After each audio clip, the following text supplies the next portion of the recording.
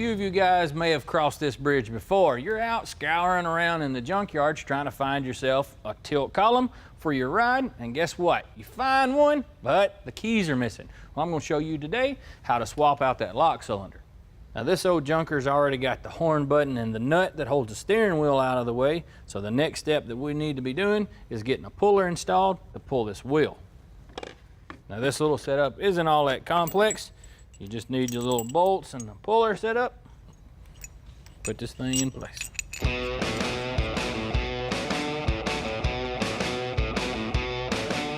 Then a little bit of WD-40 can always make this better.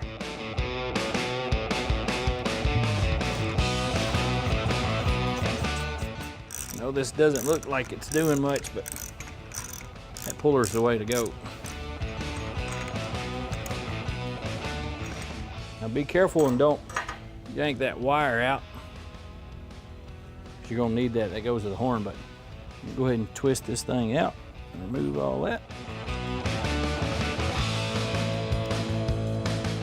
Now if you're doing something like this and you get a little bit of worried about how it goes back together, just make sure to lay it out in the way it came apart. That'll help you whenever you go to reinstall everything. You can just reverse the order. Now down off in here is a little bitty snap ring we've got to get out. This cool tool we got can help us do that.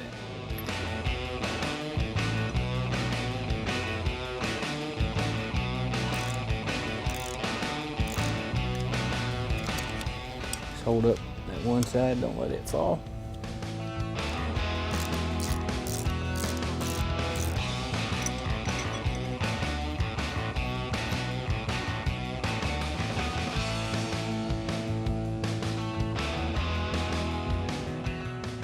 Now we got to get this cam out of the way. You can take a little screw out here on the bottom,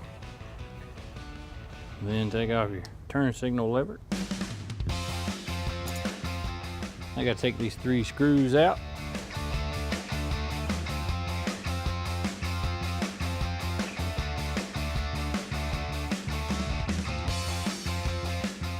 Next thing is we got to pull out this little contact here. Right in here is a little bitty clip. You gotta push it down.